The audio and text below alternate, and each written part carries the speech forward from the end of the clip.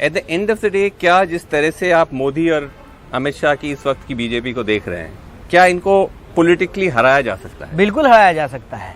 देखिए, लोकसभा के चुनाव पे उस लेवल पे you think they can be defeated? Yes, ये देखिए, अगर ये मुझे नहीं लगता कि उसको हराया नहीं जा सकता तो लड़ाई ही छोड़ दिए होते। हमको लगता है कि हराया जा सकता है। कैसे? संक्षेप में, क्योंकि उस पर तो बहुत लंबा बहुत लंबा लगेगा।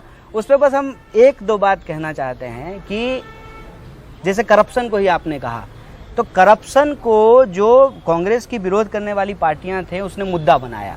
ठीक है, अन्ना जी तो जिंदा ही हैं, उस आंदोलन में शामिल होने वाले भी सब जिंदा हैं। करप्शन भी बंद नहीं हुआ है, लेकिन आंदोलन नहीं हो रहा है। ठीक है, लोग कहते हैं प्रधानमंत्री ईमानदार हैं, होंगे, लेकिन पीएम केयर फंड का हिसाब मांगा तो सरकार ने देने से मना कर दिया। ठीक है, लोग कहते हैं कि प्रधानमंत्री बहुत परफॉर्मिंग है। ठीक है, तो प्रधानमंत्री के लीडरशिप में नॉन परफॉर्मिंग एसेट्स कैसे तैयार हो रहा है?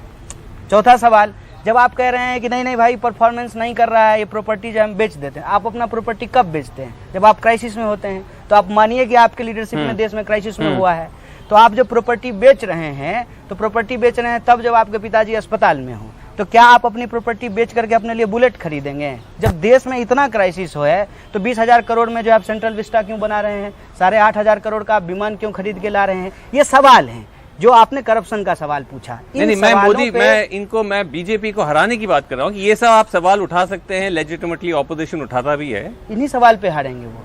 But that doesn't seem to be hurting their political. देखिए, ये तो आप तब तक तो आप कहिएगा ना सर कि अरे आप नहीं जीत रहे हैं, आप नहीं जीत रहे हैं। जिस दिन हम जीत जाएंगे उस दिन आप ही कहिएगा आपको जीत की बधाई है, और फिर जो हम लोग जीतने पे इंटरव्यू देंगे।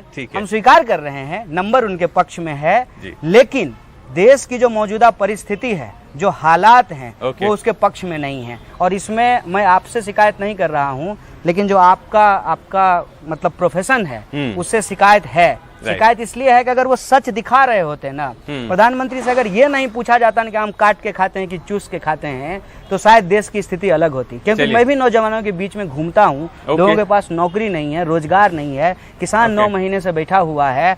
बिहार से मैं आता हूँ, पलायन लगातार सरकार में है बीजेपी, 20 साल से पलायन नहीं रुका है। आप किसी भी इलाके में कोई मुद्दा उठा करके देख लीजिए, जिस मुद्दा पे कांग्रेस की आलोचना की जाती थी वो मुद्दा आज वर्स्ट सिचुएशन में है, और किसी की हिम्मत नहीं है कि इससे जो है सरकार से सवाल पूछ ले।